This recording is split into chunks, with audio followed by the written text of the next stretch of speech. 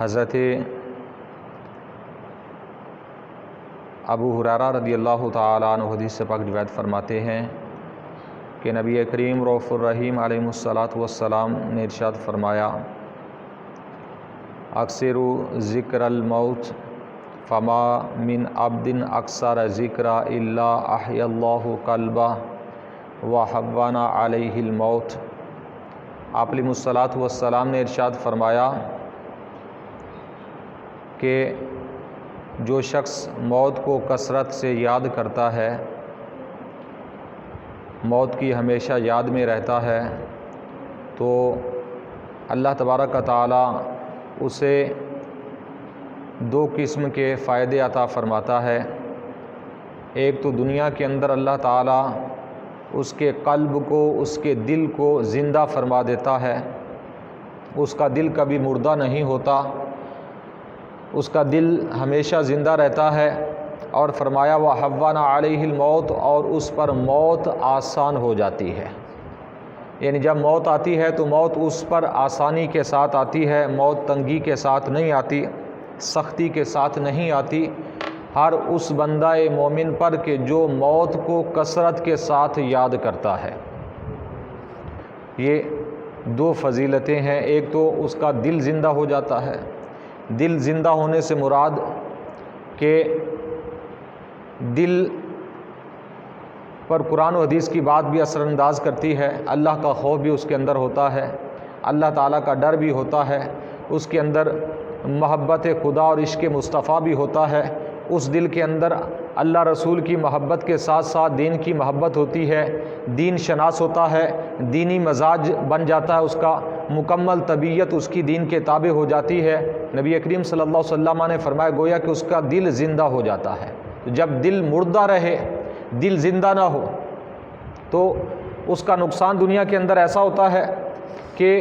کبھی بھی اس پر کوئی نہ نصیحت کسی بزرگوں کی،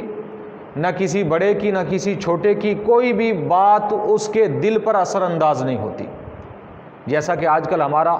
زیادہ تر حال یہی ہے، ہمارے پورے معاشرے کا اکا دکا شاید کوئی ایسا شخص ہو کہ رات دن جتنے مرضی سنائیں قرآن، سنائیں احادیث، نبی کریم صلی اللہ علیہ وسلم کا فرامین پڑھ پڑھ کے سنائیں، لیکن ہم ٹس سے مس نہیں ہوتے، جو کچھ پہلے کر رہے ہیں اسی روش پر ہی چلتے رہتے ہیں۔ اگرچہ بار بار بتایا جائے کہ دین کا مسئلہ یہ ہے، شریعت کا مسئلہ یہ ہے، لیکن پھر بھی ہمارے دلوں پر وہ اثر انداز نہیں ہوتا، نہ ہی ہم اپنے اندر تبدیلی لاتے ہیں، نہ ہی تبدیلی لانے کا کبھی سوچتے ہیں۔ تو یہ کس چیز کی علامت ہے؟ یہ دل مردہ ہو جانے کی علامت ہے کہ جب دل مردہ ہو جاتے ہیں، دلوں کو زنگ لگ جاتے ہیں، تو پھر اسے آخرت کی فکر نہیں ہوتی، موت بھول جاتا ہے، قبر کو بھول جاتا ہے، حشر کو بھول جاتا ہے، دنیا کے اندر دھوکہ، فراڈ، جھوٹ اور جتنے بھی غلط کام ہیں، حرام کام ہیں، جتنے بھی مکروہات ہیں، شریعت کے ناپسندیدہ ترین کام ہیں، سب وہ مردہ دل کر رہا ہوتا ہے، اور اس کے ساتھ ساتھ اللہ کا کوئی خوف نہیں ہوتا، اللہ کا کوئی ڈر نہیں ہوتا، نہ ہی اسے کبھی یہ فکر آتی ہے کہ میں یہ غلط کام کر رہا ہوں، غلط راستے پر چل رہا ہوں، کہ اسی حالت میں اگر مجھے موت آئے تو میرا کیا بنے گا، اس لیے کہ دل اس کا مردہ ہو چکا ہے۔ جب دل مردے ہو جائیں تو پھر کسی بھی بڑی سے بڑی دین کی محفل میں جا کر بیٹھیں، 5 وقت نماز بھی پڑھیں، کچھ بھی کریں، لیکن یہ دل کا قبلہ درست نہیں ہو سکتا، اس لیے کہ یہ مردہ ہے۔ جب دل زندہ ہو، ضمیر زندہ ہو، اس وقت پھر بندہ مومن صحیح راستے پر چل سکتا ہے، وگرنہ اگر دل مردہ ہو تو بسا اوقات ایسا بھی ہوتا ہے، بلکہ اکثر و بیشتر ایسا ہوتا ہے کہ شیطان ایسا بندہ مومن کو ورگلاتا ہے اس کو کہ جس کا دل مردہ ہو جاتا ہے، کہ ایسے غلط کام کراتا ہے اور اس کو اس کے سامنے پیش یہ کرتا ہے کہ یہ دین کے بہت اعلیٰ کام ہیں، یہ جو تو کام کر رہا ہے اس کے اندر اجر و ثواب ملے گا تجھے، حالانکہ دین کے ساتھ ان کا کوئی سروکار نہیں ہوتا۔ دل مردہ ہو جائے تو غلط کام، برے کام، گندے کام بھی بندہ دین سمجھ کر اور ثواب اور جیز سمجھ کر کرتا ہے۔ یہ شیطان کا دھوکہ ہوتا ہے، یہ اس وقت ہوتا ہے کہ جب ضمیر مردہ ہو جائیں، جب دل مردہ ہو جائیں۔ نبی کریم صلی اللہ علیہ وسلم نے فرمایا اگر چاہتے ہو تمہارے دل زندہ ہو جائیں، اگر چاہتے ہو، اگر اپنے آپ کو، اپنے دلوں کو زندہ کرنا چاہتے ہو، اپنی آخرت کو سدھارنا چاہتے ہو، آپ علیہ الصلوۃ والسلام نے فرمایا تو موت کو کثرت کے ساتھ یاد کیا کرو، اپنی موت یاد کیا کرو، تو پھر کیا ہوگا کہ تمہارے دل زندہ ہو جائیں گے، تم پر تمہاری موت آسان ہو جائے گی۔ جب موت کو گلے لگاؤ گے آسانی سے دنیا سے چلے جاؤ گے۔ اور اس کے علاوہ حضرت ثوبان رضی اللہ تعالیٰ عنہ فرماتے ہیں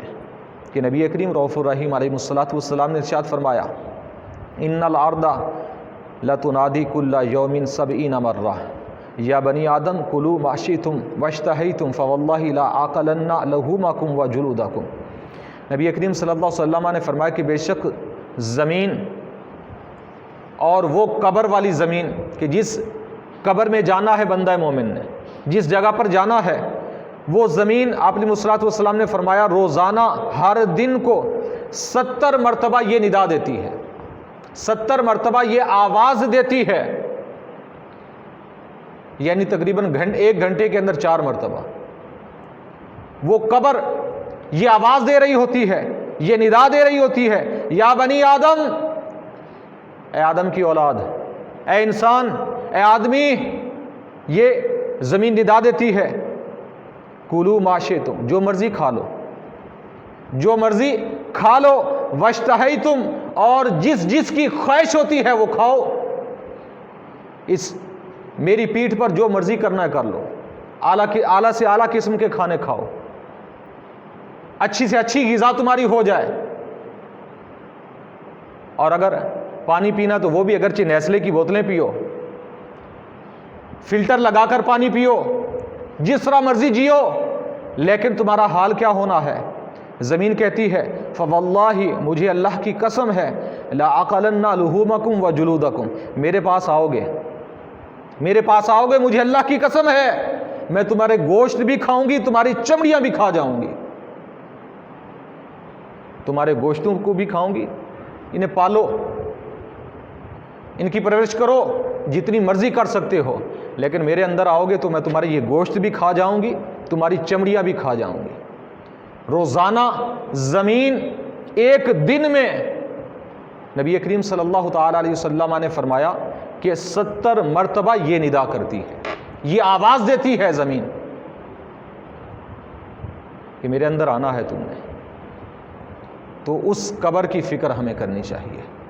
نبی کریم صلی اللہ علیہ وسلم نے فرمایا کہ اس قبر کے بارے میں سوچو، اس موت کو یاد کرو کہ جس سے بچنا صرف محال نہیں بلکہ ناممکن ہے۔ ہم سب جانتے ہیں کہ موت برحق ہے، چند دن کی زندگی ہے، چند سالہ زندگی ہے، اس کے بعد جانا ہے، اللہ رسول کی بارگاہ میں جانا ہے، قبر کو گلے لگانا ہے، حشر کے میدان میں اللہ کے حضور کھڑے ہو کر حساب و کتاب دینا ہے۔ اگر ہم مومن ہیں تو یہ مومن کا عقیدہ ہے کہ قبر بھی حق، میدان محشر بھی حق، وہاں کا حساب و کتاب بھی حق، لیکن اس کے باوجود بندہ مومن نہ قبر کی فکر کرے، نہ میدان محشر کا سوچے، نہ اللہ کے حضور کھڑا ہونے کا سوچے، جو دل و دماغ میں آئے، جو وہم و گمان میں آئے وہ کرتا جائے اور قبر کو بھول جائے، حشر کو بھول جائے، تو پھر ایسا شخص دنیا کے اندر اپنی زندگی کو دین اسلام کے تابع نہیں کر سکتا، اللہ رسول کی مرضی کے مطابق نہیں گزار سکتا، بلکہ وہ ہمیشہ پھر دنیا کے اندر شیطان کے راستے پر چلتا رہتا ہے۔ اس لیے نبی کریم صلی اللہ علیہ وسلم نے فرمایا موت کو کثرت سے یاد کرو، کہ موت کو یاد کرنے کی فضیلت اور شان یہ ہے کہ دنیا کے اندر بندہ مومن اپنی آخرت کی تیاری کر لیتا ہے، اپنی آخرت کی فکر میں لگ جاتا ہے، دنیا کی چند سالہ زندگی کو بھول جاتا ہے پھر، اور جو دنیا کی چند سالہ زندگی کو سنوارنے کی، بنانے کی کوشش کرتا ہے، نبی کریم صلی اللہ علیہ وسلم کے فرامین کے مطابق اپنی آخرت کو وہ تباہ و برباد کر دیتا ہے۔ اور دوسری روایت کے اندر حضرت ابو ہریرہ رضی اللہ تعالی عنہ فرماتے ہیں کہ نبی کریم صلی اللہ علیہ وسلم نے فرمایا قال اللہ تعالی، کہ اللہ تعالی ارشاد فرماتا ہے اذا احب عبادی لقائی احببت لقاءہ،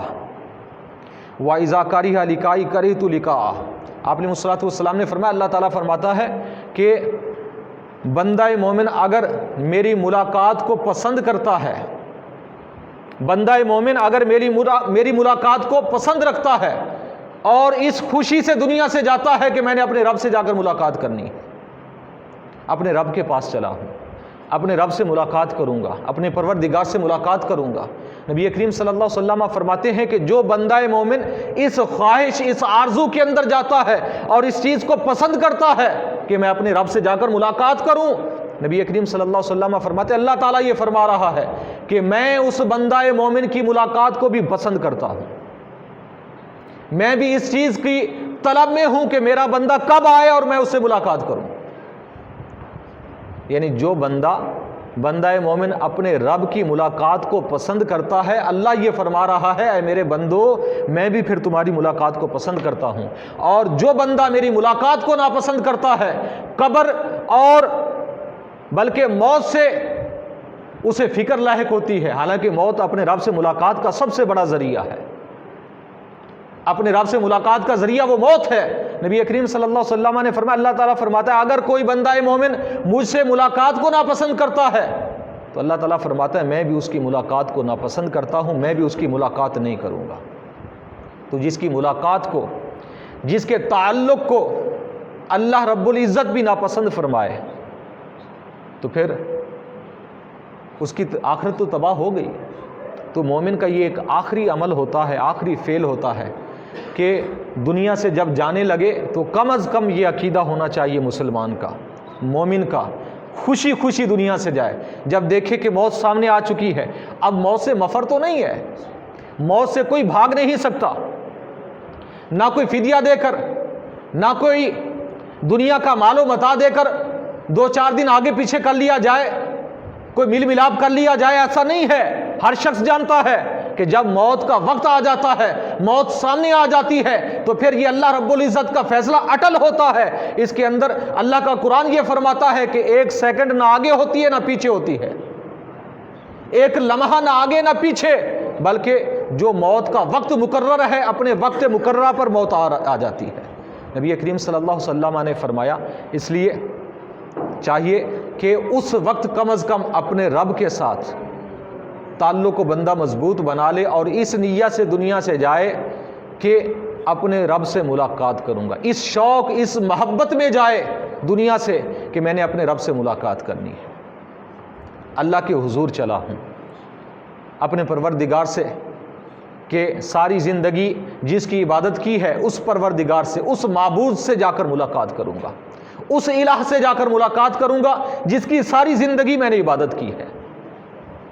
اس فرط محبت میں اگر دنیا سے جاتا ہے تو پھر اللہ تعالیٰ، اللہ رب العزت کی محبت بھی جوش میں آتی ہے۔ اللہ تعالیٰ فرماتا ہے اے بندہ مومن میں بھی تیری ملاقات کو پسند کرتا ہوں۔ تو پھر بندہ مومن کی شان کتنی عظیم ہوگی کہ جس کی ملاقات کو اللہ رب العزت جو کائنات کا خالق ہے، مالک ہے، اگر وہ بندہ مومن کی ملاقات کو پسند کرے اور اس کرم،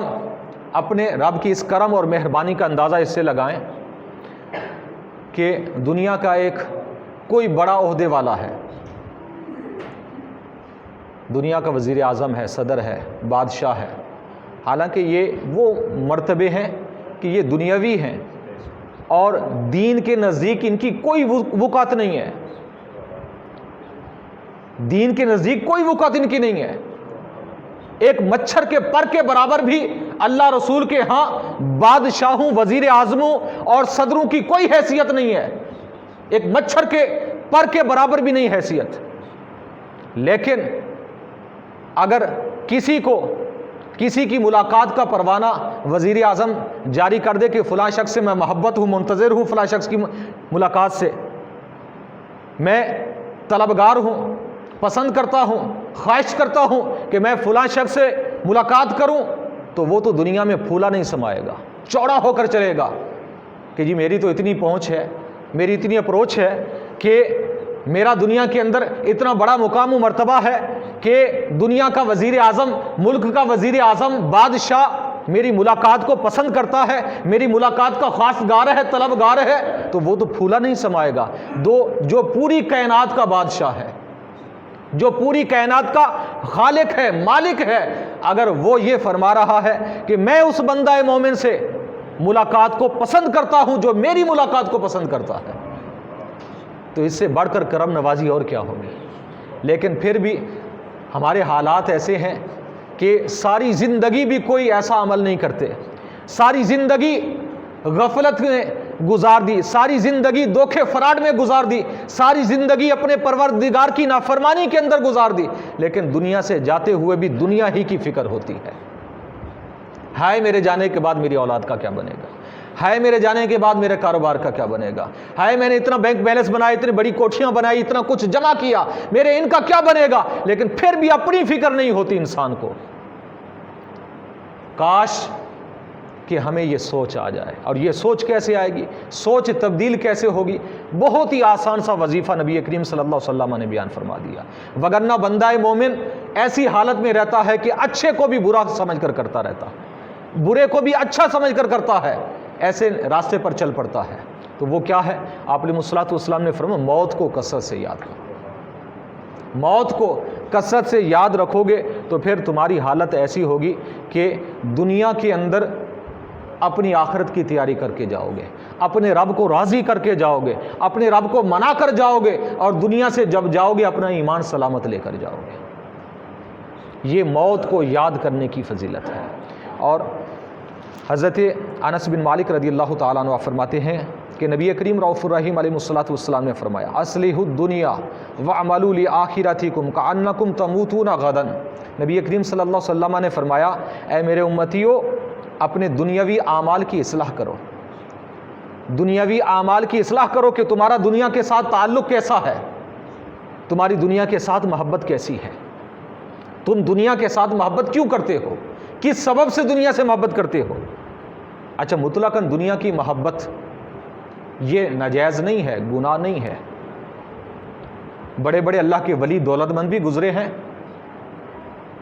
حضور کے صحابہ سے بڑھ کر کوئی بڑا ولی نہیں ہے کائنات کے اندر۔ انبیاء علیہ الصلوۃ والسلام کے بعد اگر مخلوق میں سے مقام و مرتبہ ہے کسی کا تو وہ حضور کے صحابہ کا ہے۔ تو حضور کے صحابہ میں سے بھی اس وقت اپنے زمانے کے کروڑاں اور ارباں پتی بھی حضور کے صحابہ گزرے ہیں،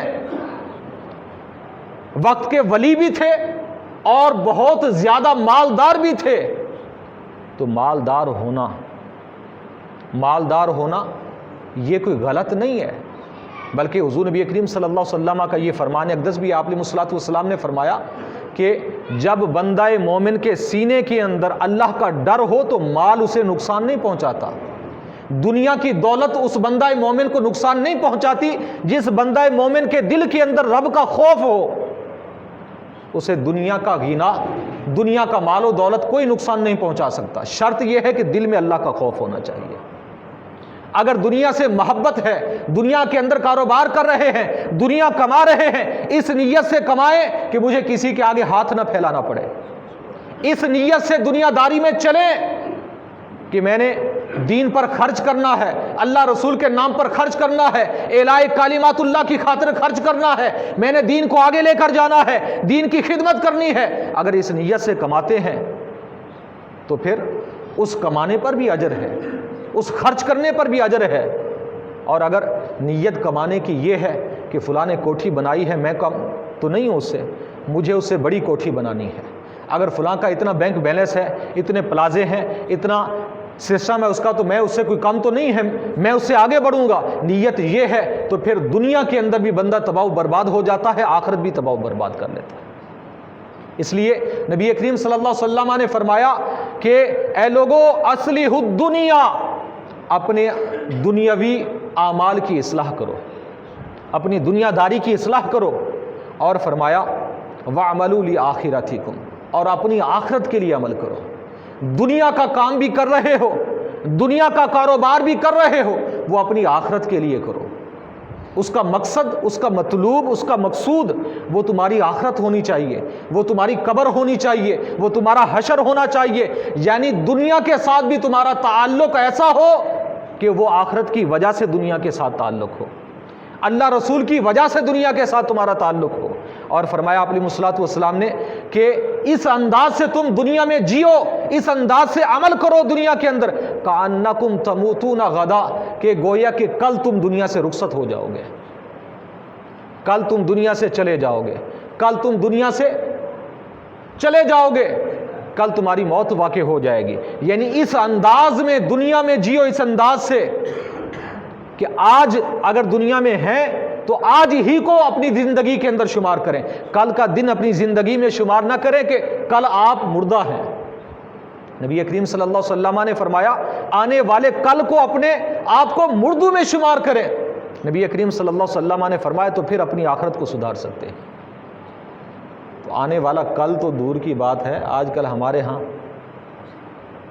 ہم اپنے آپ کو سال بعد بھی مردوں میں شمار نہیں کرتے، بلکہ کئی سالوں بعد بھی ہم اپنے آپ کو مردوں میں شمار نہیں کرتے. اگر نوجوان ہیں تو انہیں صدیوں کی فکر ہے، ایسے ایسے کام، ایسے یعنی کوئی بھی کام کرتے ہیں تو نیت یہ ہوتی ہے کہ یہ لائف ٹائم اس کی گارنٹی ہے، اور یعنی اپنی لائف کا ایک منٹ کا پتہ نہیں ہے، ایک سیکنڈ کا پتہ نہیں ہے، لیکن کام وہ کرتے ہیں کہ جس کی گارنٹی بہت زیادہ ہے. جو چیز صدیوں تک چل سکے، جو کام صدیوں تک چل سکے وہ ہم کام کرتے ہیں. ہمارا طرز زندگی یہ ہے. حالانکہ ہمارے نبی کریم صلی اللہ علیہ وسلم فرما رہے کہ اپنے کل کو بھی اپنی زندگی میں شمار نہ کرو. آج تو حالات یہ ہیں کہ جس کی عمر 80 سال 90 سال بھی ہو گئی ہے تو وہ بھی آگے صدیوں کی اس کی پلاننگ ہے، اسے بھی موت کی، قبر کی بالکل ہی فکر نہیں ہے. اس کی بھی پلاننگ اگر دیکھی جائے تو آگے صدیوں کی کر رہا ہے. یہ آج ہمارا طرز زندگی ہے. تو بہرحال نبی کریم صلی اللہ علیہ وسلم نے فرمایا اپنی آخرت کی فکر کریں، اپنی آخرت کی تیاری کریں کہ. اور نبی کریم صلی اللہ علیہ وسلم نے فرمایا، حضرت عبداللہ بن جراد رضی اللہ تعالیٰ عنہ راوی ہے، الشقی کل الشقی، الشقی کل الشقی. نبی کریم صلی اللہ علیہ وسلم نے فرمایا وہ سراسر بدبخت ہے شخص، تمام بدبختوں میں سے وہ سب سے بڑا بدبخت ہے، شقی ہے. نبی کریم صلی اللہ علیہ وسلم نے فرمایا من ادرکتہ الساعہ حیا لم یمت، کہ جس نے اپنی زندگی کے اندر موت کو پایا،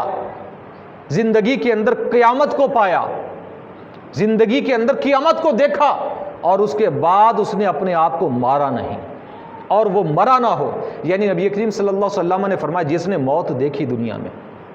ہم تو روزانہ جنازے بھی پڑھتے ہیں، روزانہ موتیں بھی دیکھتے ہیں. ایک اور حدیث مبارکہ کے اندر آپ علیہ الصلوۃ والسلام نے واضح فرما دیا کہ موت یہ دنیا کے اندر قیامت ہے، جو دنیا سے گیا اس کے لیے قیامت آ چکی ہے. نبی کریم صلی اللہ علیہ وسلم نے فرمایا موت قیامت ہے.